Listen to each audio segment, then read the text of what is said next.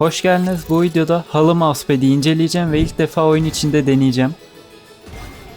Dış görünüşü benim çok hoşuma gitti. Bakalım performansı da güzel mi? Mousepad geldiği gibi videoyu başlattım. Şimdi sizle birlikte paketini açalım.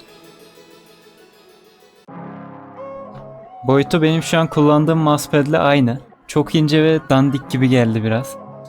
Dokusu da bayağı kaygan bu arada. Kontrol etmesi büyük ihtimalle çok zor olacak. Ama dış görünüşü gördüğünüz gibi çok güzel. Mousepad öyle ince ki paketinde kıvrımlı duruyordu. Ve hala düzelmedi. Bu arada bayağı yoğun bir plastik kokusu geliyor şu anda. Evet, mousepad'imiz masamızda bu şekilde durdu. Tahmin ettiğim gibi bayağı kaygan bir yapısı var. Ama düşük hassasiyet kullandığım için pek zorlayacağını düşünmüyorum. Şimdi oyuna geçelim ve bir de hissiyatına bakalım. Çok hızlı hissettiriyor bu arada. Özellikle SteelSeries buna geçince daha da kaygan olduğunu hissettim. Çünkü bildiğiniz gibi SteelSeries kontrol bir mousepad.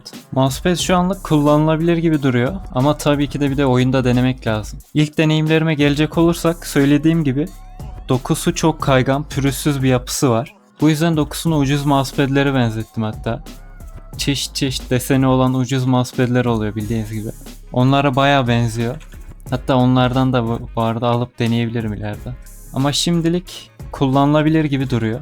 Bu arada bu mousepad'i Instagram'da gördüm ve çok hoşuma gitti. Sonra almak istedim. Bir internette araştırdım. Türkiye'de yok. AliExpress'ten getirdim ben de. Eğer sizin de böyle merak ettiğiniz mousepad'ler, ürünler olursa yorumlara yazabilirsiniz. Ben de alıp videoda deneyebilirim. Şimdi bu mousepad'i yaklaşık bir hafta boyunca kullanacağım. Daha sonra tüm yorumlarımı söyleyeceğim. Gerçekten de güzel mi, yani kullanılabilir mi gibisinden. Bu bir hafta içindeki tabi en iyi yanlarımı koyacağım videoya. Ama videonun sonunda da tüm yorumlarımı objektif olarak söyleyeceğim, hani iyi mi kötü mü diye. Bakalım göründüğü kadar güzel mi? Şimdi en iyi yanlara geçelim.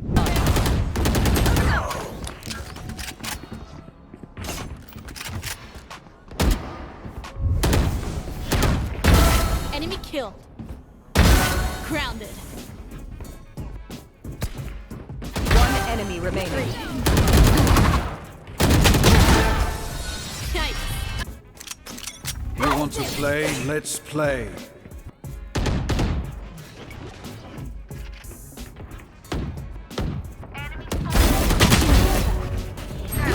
Spike down A. Three. One enemy remaining. Burada. I'm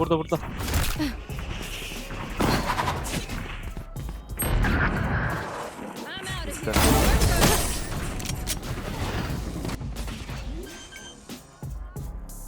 Welcome to Spike planted. Solo.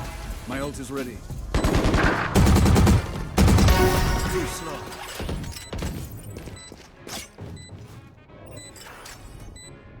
Last player standing. That's One sweet. enemy remaining.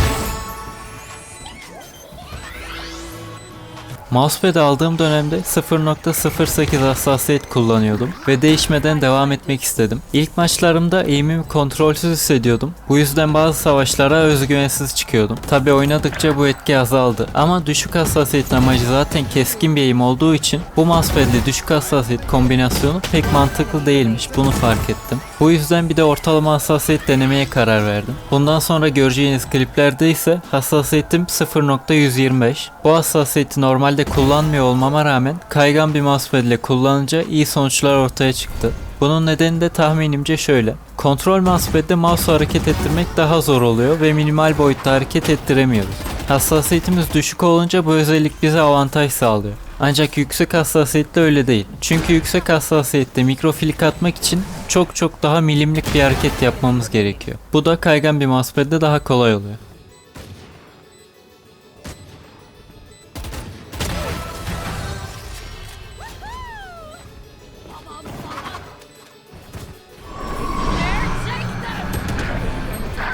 İşler 85 C'de 2 kişi var.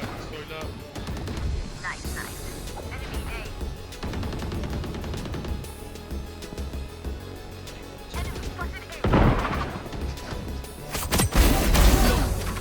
One enemy remaining. Helal lan. There you Spike planted.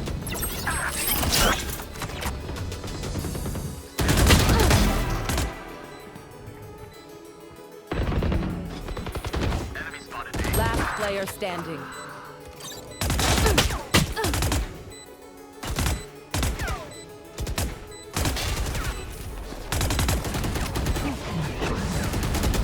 One enemy remaining.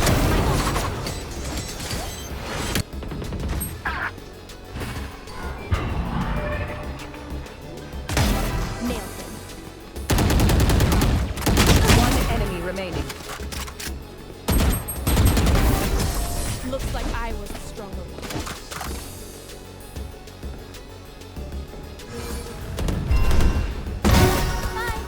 One enemy remaining.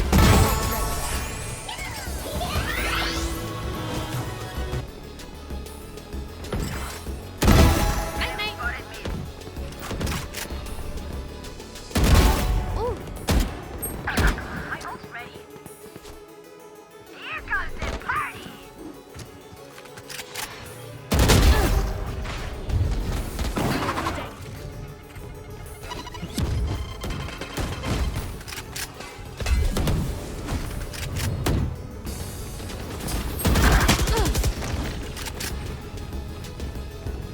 One enemy remaining.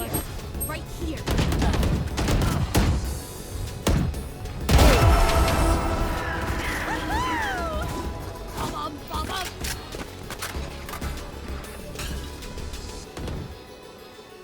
Multiple enemies met.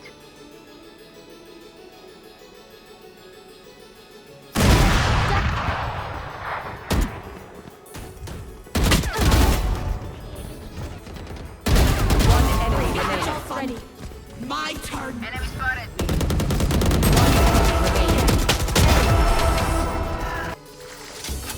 Drop in a smoke. Get out of my way. Bye. 3. One enemy remaining.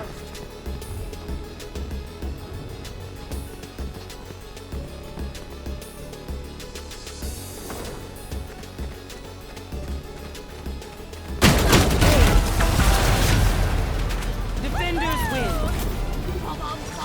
I'm bored. Spike planted. Enemy spotted B. You will not kill my ally. One enemy remaining.